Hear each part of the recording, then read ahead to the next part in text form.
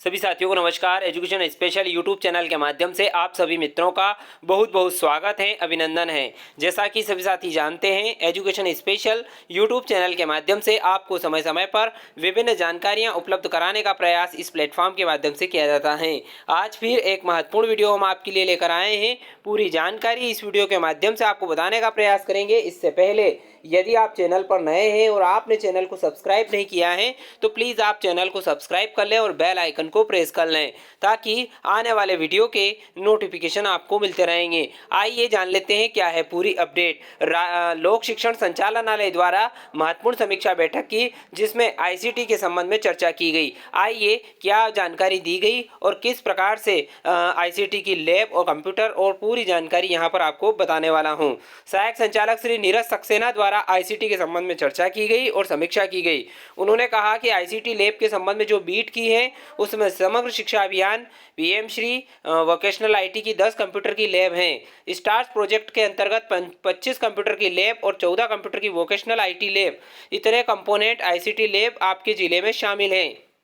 साथ ही साथ उन्होंने कहा कि गत वर्ष की भांति ही इस पर कार्य होना है, किंतु इस वर्ष फर्नीचर की व्यवस्था स्कूल के माध्यम से करना है। पिछले वर्ष से इस वर्ष इतना ही इस प्रक्रिया में अंतर है, यानी कि फर्नीचर की व्यवस्था स्कूल के माध्यम से करना है। पिछले वर्ष इससे इस वर्ष बस केवल इतना ही इसमें अंतर है। साथ ही साथ संचालनालय से एक पत्र जारी किया गया था जिसमें कक्ष की पुताई, विद्युत फिटिंग, अर्थिंग, फर्नीचर और कक्ष की सुरक्षा व्यवस्था आदि कार्यों के लिए निर्देश दिए गए थे कि प्राचार्य को ये सभी गतिविधियां पूरी करना है। दूसरी ये सुविधा भी दी गई कि इस वर्ष डाटा एंट्री ऑपरेटर को भी लिया जाए। तीसरा इसमें एक महत्वपूर्ण बिंदु बात यहाँ पर है कि श्री सक्सेना ने कहा कि कुछ लैब के फोटो मिले हैं, उसमें ज़मीन पर कंप्यूटर रखे हुए हैं। ये बहुत ही गंभीर मामला है। फ्लोरिंग तो कर दिया किंतु फर्नीचर नहीं लिया है। शायद ये श्योपुर का एक स्कूल है। साथ ही साथ उन्होंने संचालक महोदय ने लैब के संबंध में जिला शिक्षा अधिकारियों को सभी स्कूल चेक कराने के निर्देश दिए ताकि लैब में किसी भी तरह की अव्यवस्था न हो। अगला बिंदु यहाँ पर निकल कर आ रहा है कि श्री नीरज सक्सेना ने सभी जिलों से अनुरोध करके कहा कि सभी जिले ये देख ले कि जहाँ 10 लाख और 6.5 लाख की लैब बना रहे हैं वहाँ सही तरह की स्थिति में कंप्यूटर रखे हों। सभी जिला शिक्षा अधिकारी ये भी देख लें कि अपने आईटी कोऑर्डिनेटर को भी लगा दें, क्योंकि एक जिले में 25 से 30 से ज़्यादा स्कूल नहीं है। और ये भी देख लें कि संचालनालय के निर्देशानुसार सभी कार्य हों। विद्युत उपकरण की सुरक्षा के लिए अर्थिंग बहुत ही महत्वपूर्ण है। फर्नीचर की व्यवस्था भी विद्यालय को करना है। इंस्टॉलेशन के लिए जिले के डाटा एंट्री ऑपरेटर्स को आईसीटी लैब के स्कूलों में लगाया जाए। डाटा एंट्री ऑपरेटर्स के तकनीकी ज्ञान का लाभ स्कूलों को मिलेगा। इसके बाद अगला है भौतिक सत्यापन में सीरियल नंबर है और प्राचार्य के साइन है, अतः भौतिक सत्यापन प्रपत्र भी भरना जरूरी है।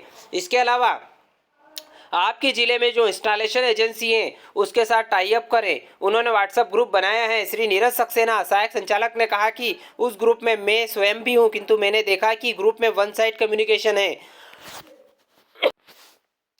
इसमें कोई भी जिला इनिशिएट नहीं कर रहा है आज किस स्कूल में इंस्टॉलेशन होना है, ये जानकारी भी होना जरूरी है। साथ ही साथ उन्होंने संचालक महोदय ने सभी जिला शिक्षा अधिकारियों को निर्देशित करके ये भी कहा कि आप और एडीपीसी की जिम्मेदारी है कि फ्लो चार्ट के अनुसार कार्य करें। आप जिस स्कूल में जाएंगे वो स्कूल खुले मिलना चाहिए और जिनकी पहले से ड्यूटी लगाई हुई है वो वहाँ रहे ताकि भौतिक सत्यापन का कार्य वहीं पर हो जाए। अतः ये काम सिस्टमेटिकली और टाइम पर करें तो बाद में किसी तरह की परेशानी नहीं होगी। सभी लोग ग्रुप पर एक्टिव भी रहे, ये भी बात आदरणीय ने कही है। साथ ही साथ ग्रुप को लैब को एल शेप में लगाने के निर्देश दिए ताकि अधिक से अधिक बच्चों को इंफ्रास्ट्रक्चर देखें कि बच्चे क्या सीख रहे हैं।